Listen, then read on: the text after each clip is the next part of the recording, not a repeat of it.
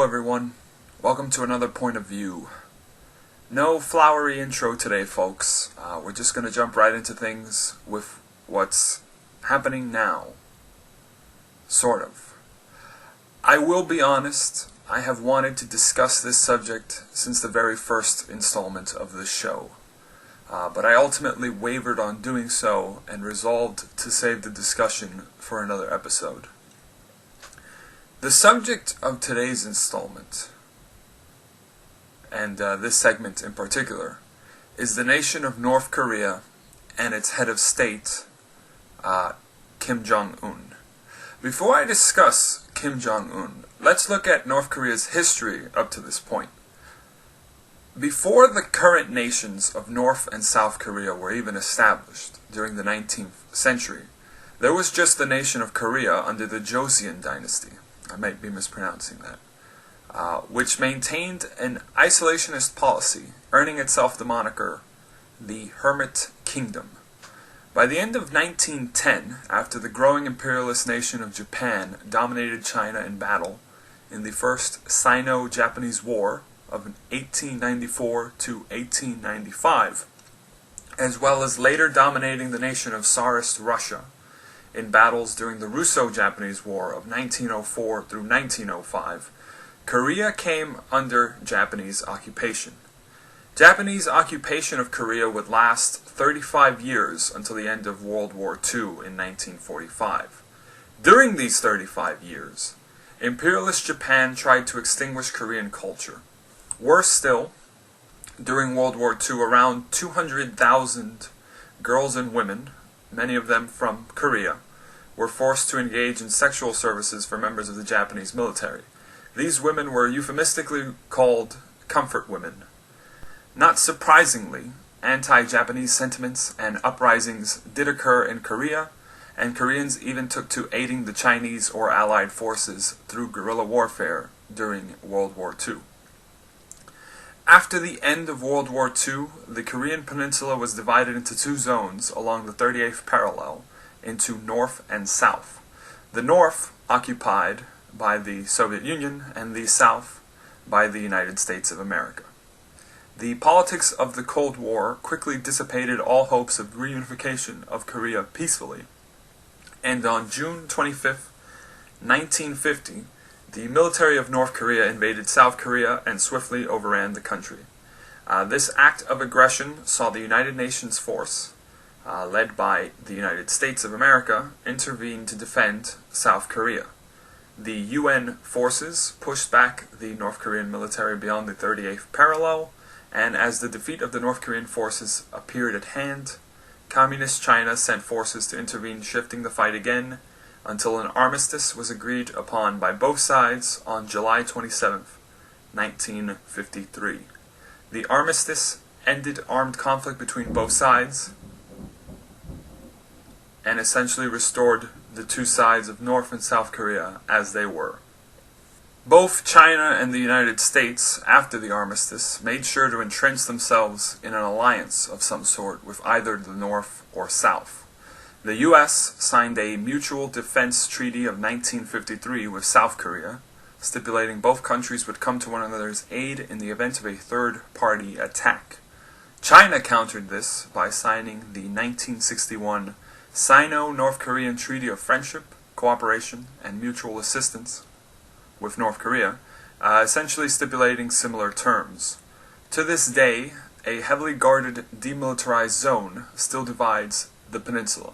An anti-communist North Korean sentiment remains in South Korea.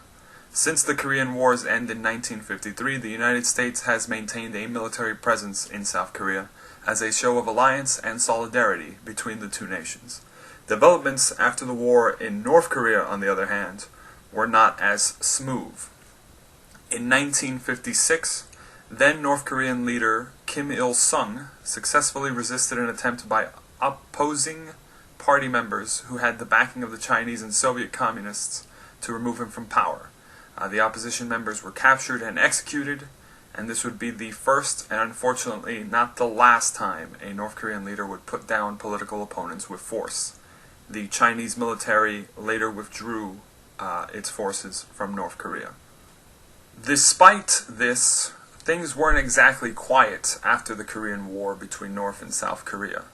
Almost as if seeking to provoke a resumption of open combat and hostility, the North engaged in several failed assassination attempts of South Korean leaders, the most notable ones occurring in 1968, 1974, and 1983. In 1976, the axe murder of 2 U.S. soldiers by North Korean soldiers at the demilitarized zone nearly saw a second Korean War break out. Fortunately, it did not.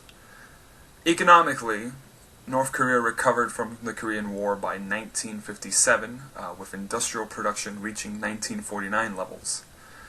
With support from China and the Soviets, North Korea saw higher economic growth than South Korea, and it even had a higher GDP per capita rate than South Korea, up to as late as 1976.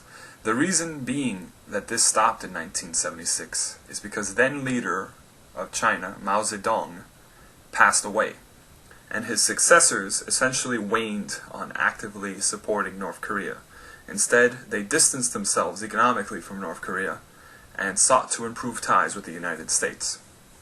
North Korean leader Kim Il-sung responded by economically severing ties with China and emphasizing national and economic self-reliance.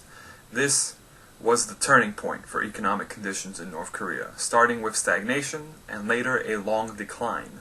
The country almost completely collapsed after 1991 when the Soviet Union was dissolved and Soviet aid to the country suddenly halted. This forced North Korea to re-establish ties with China. In 1994, Kim Il-sung died of a heart attack amidst a standoff with the United States over the development of nuclear arms in North Korea. His son, Kim Jong-il, declared a 3-year period of national mourning for his father before announcing himself as new supreme leader. North Korea's efforts to build nuclear weapons were halted by negotiations with the United States of America through what it was referred to as the Agreed Framework under then U.S. President Bill Clinton. The Agreed Framework froze the development of North Korea's nuclear power plant program and replaced it with light water reactor power plants. The agreement even had some hope of a possible normalization of relations between the U.S. and North Korea. The Agreed Framework, however, was rejected in 2001 by then U.S. President George W. Bush when he declared North Korea a rogue state, and the invasion of Iraq prompted the Korean government of the North, under Kim Jong-il, to resume attempts to develop nuclear weapons as a means of avoiding the fate of Iraq. And in October of 2006, North Korea announced it had conducted its first nuclear weapons test. In 2010, tensions began to resurface between North and South Korea when North Korea sank the South Korean warship Cheonan and shortly engaged in shelling Yongbyon Island. I'm probably mispronouncing that one for sure. Yongbyon Island, it was a disputed territory between North and South Korea. In 2011, things got complicated in North Korea as Kim Jong-il died of a heart attack. His youngest son, Kim Jong-un, was announced his successor and new supreme leader. Kim Jong-un's leadership has been mired with many reports of purges within his own regime. In the 4 years since taking power, the 4 close confidants of his father, handpicked to groom him for leadership, have either been demoted or disappeared. By the end of 2013, 3 defense ministers and 4 chiefs of the Army's general staff were replaced, and his own uncle, Jang Sung-tak, is believed to have been executed by machine gun. It is said Kim Jong-un seeks to erase all traces of his father's rule and replace his top officers and ministers with individuals who swear loyalty to himself alone. Kim Jong-un has also sought to destroy all traces of his uncle Jang's existence through what is being reported as extensive executions of his family members, including children and grandchildren of his close relatives. North Korea, under Kim Jong-un, has issued multiple nuclear threats to the United States of America. It is one of the few countries where talking of its leader negatively is punishable by death. There is evidence of government-run concentration and detainment camps in the mountains. Food shortages and electrical power outages are common. Organized military marches and parades are done various times throughout the year in view of the public, despite the nation having no ongoing conflict. Loudspeakers consistently announce state-run propaganda to citizens. In 2014, North Korea threatened severe consequences towards the United States if a film by Sony called The Interview was released and shown in movie theaters. Why? Because the film was about a talk show host working with the U.S. Central Intelligence Agency, also known as the CIA, to assassinate Kim Jong-un. North Korea is also believed to have been behind a hacking of Sony around the same time. But why am I talking about North Korea now, you might be wondering? This is all old news. Well, listeners, the reason I'm discussing them now is because North Korea's leader, Kim Jong-un, has recently been awarded a Global Statesman Award by a Bali-based organization by the name of Sukarno Center. This is an award that has previously honored leaders the likes of Nelson Mandela. The reason cited behind Kim Jong-un receiving the award is that he has displayed the qualities of a great leader, and that he has stayed true to his grandfather's goal in combating neocolonialism and imperialism by the West, and that he sticks with his goals and stays entrenched in his ideals. What are my thoughts on this? Well, listeners, I'm not carrying this somber tone while doing this segment for no reason. It is appalling to me that the regime of North Korea under Kim Jong-un is allowed to even exist in the 21st century. Make no mistake about it, Kim Jong-un is not an individual deserving of honor through a statesman award of any kind. No individual that can sit comfortably by as his country's citizens suffer under his tyrannical rule should be revered. A leader who only puts down opposition of his rule by means of force, and whose rule does not even command the respect of some of his own family members, so much so that he feels obligated to execute said family members, that person is not honorable.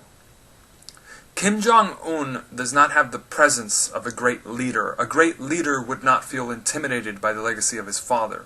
A great leader would not have an ego that can be so easily bruised by a collaborative film by Seth Rogen and James Franco. A great leader does not need loudspeakers to shout his praises and accomplishments ad nauseum at his citizens, reminding them why he should be praised. No, quite the contrary, a great leader would achieve great things and let those achievements speak for themselves. Kim Jong-un, you are a meek, petty, and small man. And no, I am not referring to your physical size. I am referring to your apparent moral character. You are a pathetic individual who at best should do the global community as a whole a favor and resign from his position as leader of North Korea, and at worst should have the same done to him as he has done to some of his own family members. Your regime is allowed to exist because of a treaty signed over a half-century ago, stipulating that the nation of China must come to your defense if your country was attacked. Your regime is allowed to exist because the leaders of the nation of the free world consider you a joke, not a threat. Your regime has not been toppled internally because the people who have seen through your facade of grandeur do not have the means to overthrow you, and those who haven't have been deceived to believe their leaders to be deities after decades of state-run propaganda. I understand why some of the people of North Korea see you as a necessary evil. After covering the history of Korea over the last century, I completely understand. The nation was isolationist to avoid imperialism, and upon opening trade is annexed by an imperialist country. Its women used as sex workers, and then its divided peninsula used as a proxy war by two superpowers. To the citizens of North Korea, on behalf of the rest of the world, as a citizen of the world, I apologize to you for the genuine transgressions done unto you by the nations of the world. And I sincerely hope that someday your nation can rise up from the oppressive regime of the insufferable child masquerading as a man known as Kim Jong-un. As always, Sic Semper Tyrannis. Well, that was different. Okay, let's switch gears here with conversation about why nature hates us. I'm going to keep this one short. Fire. It's a destructive thing. It can consume everything in its path, living and non-living. No one knows this better right now, I would think, than the people of the U.S. state of California. As of yesterday, wildfires in California have burned 24 homes and caused the death of a firefighter. Currently, there are around 8,000 firefighters working to subdue the wildfires, but the conditions in California have made it increasingly difficult to do so. Drought and other dry conditions in the state have made it prime weather for the wildfires to spread more rapidly. And with little rain predicted to occur in the next few days, it is likely these fires will do more damage before being put to rest. Wildfires are truly a sign that nature hates us, with a burning passion. Okay, poorly executed pun aside, let's wrap up this installment with some literature. Here's a recommendation. Today's recommendation is a book which, much like the Happening Now segment, I have wanted to recommend since the first installment. Matter of fact, I resolved to recommend it at the same time as I did the Happening Now segment on North Korea, because it is a fitting recommendation to go along with it. What's more impressive is, I am not alone in this recommendation. It was recently reported that this book topped a list by teachers of books which they thought every teenager should read before leaving secondary school. The book in question is called 1984 by George Orwell. It is about a man who lives in a world constantly at war between three major superpowers. His society is one where people are made to disappear for not following the ruling party line. Marriages and unions are decided by the government, not the individuals. Television screens cannot be turned off. People are under constant surveillance by the government. You cannot trust your neighbor because he may or may not be a member of the secret police set up to arrest and erase people from existence for treasonous activities.